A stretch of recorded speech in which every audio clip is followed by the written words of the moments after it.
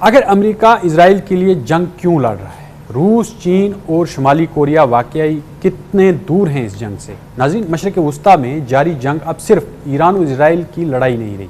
ये रास्ता आहिस्ता आहिस्ता एक ऐसे आलमी तसादम की शक्ल इख्तियार करता जा रहा है जिसमें हर बड़ी ताकत अपने मफादात बचाने के लिए मैदान में मौजूद है। अमेरिका खुलकर इसराइल के साथ खड़ा है, रूस ईरान को तनहा छोड़ने के लिए तैयार नहीं, चीन खामोश मगर मुतहरक है, जबकि शुमाली कोरिया इस पूरी जंग में अपने एटमी प्रोग्राम के लिए सबक के तौर पर देख रहा है। सबसे पहले असल सवाल यही है कि आखिर अमेरिका इसराइल के लिए इतनी बड़ी जंग क्यों लड़ रहा है? ज़ाहिरी जवाब ये दिया जा रहा है कि ईरान के जौहरी प्रोग्राम, मिसाइल ताकत और खित्ते में इसके असर व रसूख को रोकना ज़रूरी है। अमेरिका और इसराइल मुसलसल यही दावा करते रहे हैं कि ईरान अगर मुकम्मल तौर पर ताकतवर हो गया तो पूरा मशरिक़ वुस्ता इसके असर में चला जाएगा, लेकिन हकीकत इससे कहीं ज़्यादा गहरी। इसराइल अमेरिका के लिए सिर्फ एक इत्तेहादी नहीं है, बल्कि मशरिक़ वुस्ता में इसका सबसे अहम स्ट्रेटजिक किला है। अमेरिका जानता है कि अगर इसराइल कमज़ोर हुआ तो खलीज का जो ये तेल है, बहरी रास्ता है और ये पूरा खित्ता जो है इसमें इसकी गिरफ्त कमज़ोर पड़ जाएगी। इसीलिए अमेरिका ने ईरान के खिलाफ बराह रास्त जंग में शमूलियत इख्तियार की। फरवरी 2026 में शुरू होने वाली मुश्तरका हमलों में अमेरिका और इसराइल फ़ज़ाइया ने तकरीबन 900 हमले किए, जिनमें ईरानी फ़ौजी तनसीबात, मिसाइल साइट्स और क़यादत को निशाना बनाया गया। लेकिन अब सवाल ये है कि रूस इस जंग से कितना दूर है? हकीकत यह है कि रूस बज़ाहिर जो बराह रास्त इस जंग में शामिल नहीं है, मगर मुकम्मल तौर पर बाहर भी नहीं है। मगरबी रिपोर्ट्स के मुताबिक रूस ईरान को इंटेलिजेंस सपोर्ट, सैटेलाइट तस्वीर और जो महदूद तकनीकी मदद है वो फराम कर रहा है। वाशिंगटन पोस्ट और दीगर जो तजियाती रिपोर्ट्स में दावा किया गया है कि ईरान की कुछ कामयाब मिसाइल कार्रवाइयों के पीछे रूसी मालूमात का किरदार है। पुतिन इस जंग को सिर्फ ईरान की जंग नहीं बल्कि अमेरिका के खिलाफ एक बड़े जगराफियाई खेल के तौर पर देख रहे हैं। रूस पहले ही यूक्रेन जंग में अमेरिका और नेटो के मुकाबला कर रहा है, लेकिन इसलिए अब मास्को जो है वो नहीं चाहता है कि अमेरिका मशरिक़ वुस्ता में मुकम्मल कामयाबी हासिल करे। लेकिन रूस की एक मजबूरी भी है। यूक्रेन जंग ने रूस को माशी और अस्करी तौर पर थका दिया है, इसलिए वो खुलकर मैदान में आने से बच रहा है। अब बात चीन की है। चीन शायद इस पूरी जंग का सबसे खामोश मगर सबसे खतरनाक खिलाड़ी है। बीजिंग खुलकर किसी फौजी इत्तेहाद का हिस्सा नहीं बन रहा है, लेकिन इसके मफादात हर जगह मौजूद हैं। चीन ईरान से तेल लेता है, खलीज में इसकी अरबों डॉलर की सरमायाकारी मौजूद है और आबनाए हुर्मुज़ इसकी माशियत होती है उसकी ये शहर की हैसियत रखती है। यही वजह है कि चीन मुसलसल सफारतकारी और जंगबंदी की बात करता रहा है, लेकिन रिपोर्ट्स ये भी बता रही हैं कि चीन ईरान को रेडार सिस्टम्स, मिसाइल पुर्जाजार, ड्रोन टेक्नोलॉजी और इक़्तिसादी सपोर्ट फराहम कर रहा है। चीन नहीं चाहता है कि ईरान मुकम्मल तौर पर तबाह हो, क्योंकि अगर ऐसा हुआ तो अमेरिका पूरे खित्ते में मज़ीद ताकतवर हो जाएगा। और अब सबसे जो दिलचस्प जो किरदार है वो शुमाली कोरिया अदा कर रहा है। शुमाली कोरिया इस जंग को बहुत गौर से देख रहा है। तजियाकारों के मुताबिक प्योंगयांग इस नतीजे पर पहुंचा है कि अगर कोई मुल्क एटमी ताकत ना हो तो अमेरिका और इसराइल उसके खिलाफ बराह रास्त कार्रवाई कर सकते हैं। इसलिए शुमाली कोरिया अब अपने एटमी प्रोग्राम को मज़ीद तेज़ कर सकता है। बाज़ रिपोर्ट्स में कहा गया है कि ईरान जंग ने शुमाली कोरिया के न्यूक्लियर डेटरेंस के नज़रिए को मज़ीद मजबूत किया है। यही वजह है कि हालिया दिनों में शुमाली कोरिया ने कई मिसाइल जो तजर्बे किए और अमेरिका को वाज़ेह पैगाम दिया कि वो किसी दबाव में आने वाला नहीं है। प्योंगयांग समझता है कि ईरान के साथ जो कुछ हुआ वो इसके लिए एक वार्निंग है, लेकिन असल ख़तरनाक सवाल ये है कि ये सब वाकई तीसरी आलमी जंग की शक्ल इख्तियार कर सकता है।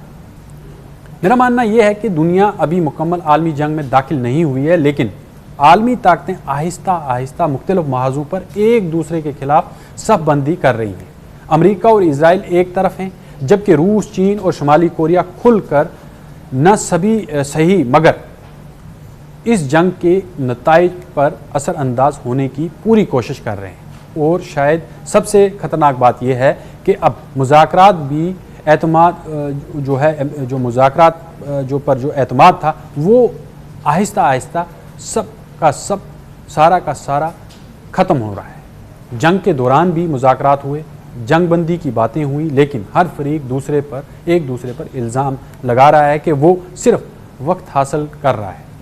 خود تجزیہ کاروں کا کہنا ہے کہ جنگ بندی اب امن نہیں بلکہ اگلے مرحلے کی تیاری بن چکی ہے۔ اس وقت دنیا ایک ایسے مرحلے میں داخل ہو چکی ہے جہاں سمندر جنگ کا میدان بن چکے ہیں، تیل ہتھیار بن چکا ہے، ڈرونز نئی فضائی جنگ لڑ رہے ہیں، سائبر حملے خاموش تباہی پھیلا رہے ہیں، اور ہر طاقت اگلے بڑے تصادم کے لیے اپنی پوزیشن مضبوط کر رہی ہے۔ اس لیے بہت سے ماہرین کا کہنا ہے کہ شاید یہ روایتی ورلڈ وار نہ ہو، لیکن دنیا پہلے ہی ایک نئی عالمی سرد جنگ میں داخل ہو چکی ہے، جس سے نکلنا بہت مشکل ہے، کیونکہ ایران، اسرائیل، امریکہ، چین، روس اور شمالی کوریا یہ پوری طاقتیں اب ایک دوسرے کے آمنے سامنے کھڑی ہو چکی ہیں، اور سب کے مفادات جو ہیں وہ کہیں نہ کہیں سٹیک پر لگے ہوئے ہیں۔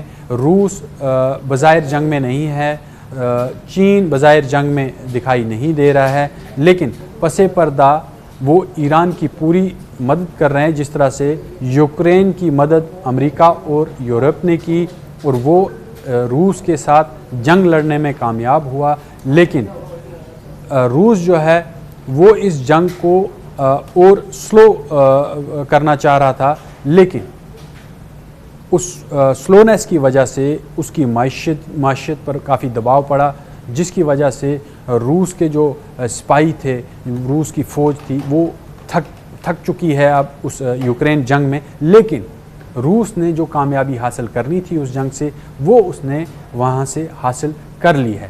اب روس کا جو دوسرا ایک سٹیپ ہے وہ ایران کی طرف ہے، کیونکہ ایران کو وہ پوری طرح سے اسٹریٹجک اور سیٹلائٹ مدد دے رہا ہے۔ ایون کہ ایران جو ہے وہ چین کا سیٹلائٹ بھی استعمال کر رہا ہے، اور جو آبنائے ہرمز ہے یہاں سے چین کا راستہ ایک شہراگ کی طرح ہے، اور یہاں سے اگر چین پر حملہ ہوتا ہے تو چین بھی براہ راست اس جنگ میں شامل ہو چکا ہے۔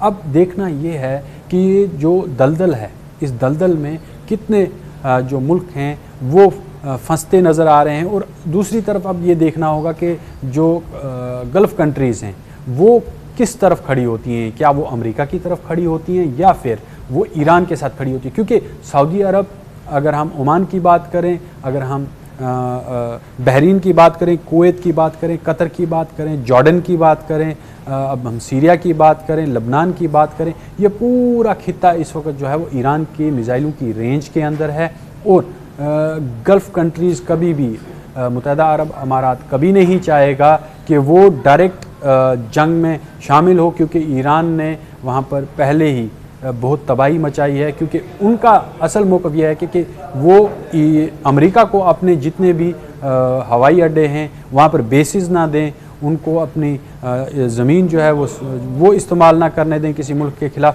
لیکن چاہے وہ عرب ممالک کی بات کریں یا پھر ہم دوسرے ممالک کی بات کریں، انہوں نے امریکہ کو اپنی بیسز دے رکھی ہیں، یہاں پر یو اے ای نے بھی دے رکھی ہے، سعودی عرب نے بھی دے رکھی ہے، اور جتنے بھی دیگر جو عرب کنٹریز ہیں انہوں نے امریکہ کو اپنی بیسز دے رکھی۔ کہیں نہ کہیں اب ان کو یہ خوف پیدا ہو گیا ان کے اندر کہ ایران نے جس طرح سے پہلے ان پر حملہ کیا تھا، اب وہ بالکل بھی گریز نہیں کرے گا ان کی جو معاشی تنصیبات ہیں ان پر حملہ کرنے کے لیے۔ تو یہ جنگ جو ہے اب خطے میں پھیل چکی ہے، اب اس میں خلیج کے باہر کے ملک جڑیں بڑی طاقتیں بھی اب آنا شروع ہو گئی ہیں، شمالی کوریا بھی آنا شروع ہو گیا ہے، چین بھی اس میں اب کہیں نہ کہیں انوالو ہو گیا ہے، کیونکہ چین کے جہاز پر حملہ ہوا ہے، اور روس تو پہلے ہی اس جنگ میں شامل تھا، لیکن اب دھیرے دھیرے بظاہر طور پر بھی